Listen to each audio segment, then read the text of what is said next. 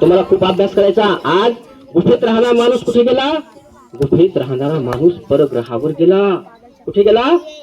परग्रहावर गेला. इतकी प्रगती आपण केली, विज्ञानानं केली.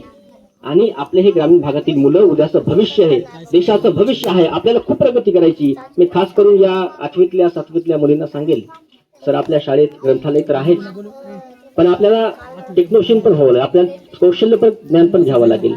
आज ग्रामीण भागातल्या खूप मुली मंत्रालयापासून शेतीपासून बांधापर्यंत देशाच्या विविध कोण्या सगळ्या ठिकाणी नेतृत्व करत आहेत.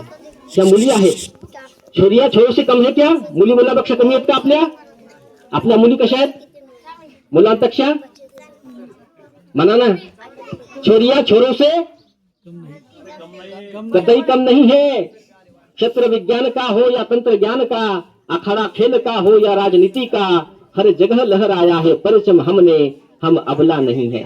शेतकऱ्याची मुलगी आहे मी, कमजोर नाही, आबड धोबड काट्या फुपाट्याचा कसाही असू द्या रास्ता, मी चालत राहीन, मी चालत राहीन, मी चालत राहीन. हा आत्मविश्वास आपण आपल्या आई वडिलांना द्यायचा आहे. आपल्याला येणाऱ्या काळामध्ये अवधूत सरांच्या मार्गदर्शनाखाली, टाकसाळ सरांच्या मार्गदर्शनाखाली मॅडमचं ऐकायचं आहे आणि खूप खूप खूप अभ्यास करायचा आहे. काळ बदलला, आता काळ बदललाय, जग बदलतंय.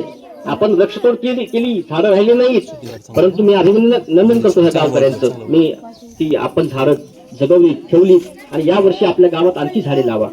कारण की येणारा काळ ह्या विद्यार्थ्यांमध्ये, त्यांचं जर भविष्य आपल्याला सुरक्षित ठेवायचं असेल तर त्यांच्या मनामध्ये प्रकृती पर्यावरणाविषयी आपल्याला प्रेम जागृत करावं लागेल.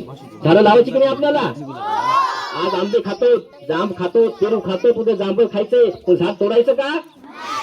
म्हणून आपण शिकू, सवरू, आपण मोठ्या मोठ्या पदावर जाऊ, परंतु प्रकृती पर्यावरणाचं संरक्षण सुद्धा आपल्याला करायचं आहे. तुमचं भविष्य उज्ज्वल आहे. तुमचं भविष्य कसं आहे? उज्ज्वल आहे. तुम्हाला आई वडिलांसाठी काय करायचं आहे? खूप मोठं काम करून दाखवायचं आहे. आणि गुरु शिष्य परंपरा सगळी पाहिजे. संत कबीर म्हणतात की भली भई जो गुरु मिल्या नहीं तो होती हानी, दीपक दृष्टी पतंग जो पडता पुरा ज्ञानी. गुरु की कृपा अनंत, अनंत किया उपकार, अनंत लोचन उघाडिया, अनंत दिखावून हार. आज विराट कोहली जेव्हा तिथं शतक मारतो, सचिन तेंडुलकर जेव्हा मास्टर ब्लास्टर झाला, पण कुणामुळे झाला? रमाकांत आचरेकर सरामुळे झाला. तुमच्यातला एखादा आयुष्यामध्ये जेव्हा वैज्ञानिक होईल, हा रमेश, हा गणेश, सुरेश किंवा ती नीता, गीता, सरिता, मला असं वाटतं तो सन्मान कोणाचा असेल? त्या शाळेचा असेल, त्या गावाचा असेल. एक उदाहरण मी आपल्याला सांगू इच्छितो. आपण संशोधन केलं पाहिजे.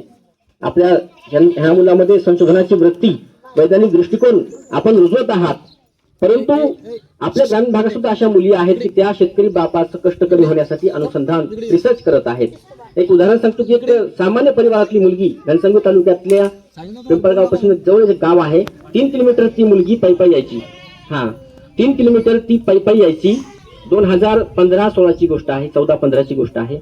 पण ती दररोज कॉलेजला यायची आणि संत रामदास कॉलेज पासून परत आमच्या मॉडेल कॉलेजला पायी यायची, पायीच जायची तिथपर्यंत. आणि कधी बस नाही लागली तर रात्री उशीर पण व्हायचा. परंतु त्या मुलीनं खूप अभ्यास केला, नियमित वर्गात आली. आम्ही जे तिला शिकवायचो ती शिकायची, पण लायब्ररीत जाऊन ती 8-10 घंटे अभ्यास करायची. आणि एक प्रसंग सांगतो की जेव्हा मंत्रालयात मागच्या 2 वर्षापूर्वी आम्ही गेलो, आमचं काम होतं सर, काम असतंच आपलं. मंत्रालयात गेलो तर आम्हाला अक्षरशः तिथे सिक्युरिटीनं, पोलिसांनी अडवलं. तुम्ही आतमध्ये जाऊ शकत नाही, तुमच्याकडे पास नाही, तुम्ही आतमध्ये जाऊ नका.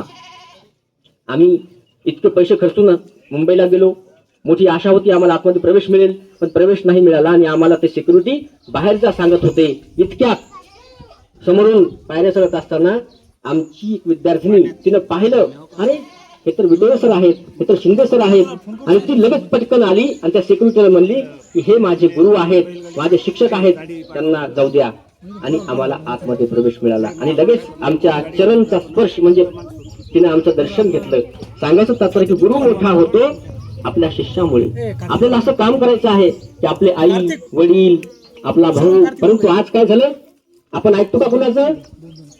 मम्मीचं नाही ऐकत, पप्पाचं नाही ऐकत, मोबाईल जास्त पाहतो. मम्मी मोबाईलवर, पप्पा मोबाईलवर, आम्ही मोबाईलवर. आणि कसं व्हायचं आपलं? ओके नाही, आपल्याला स्वप्न पूर्ण करायचे. छत्रपती शिवाजी महाराजांचा आपला महाराष्ट्र आहे, पण आज अवस्था कशी आहे आपली? खूप भयानक अवस्था आहे. आजची आपल्या माता भगिनी काय करतात? हातात मोबाईल घेतात आणि रील्स, गाणे म्हणतो आपण, पण आपण अभ्यास करत नाही. आणि कोणते गाणे म्हणतो आपण? हे अशा पद्धतीचे गाणे म्हणतो. तर मला असं वाटतं की आपण खूप खूप अभ्यास करावा. आपल्याला खूप प्रगती करायची आहे. ह्या सगळ्या पालकांना, शिक्षकांना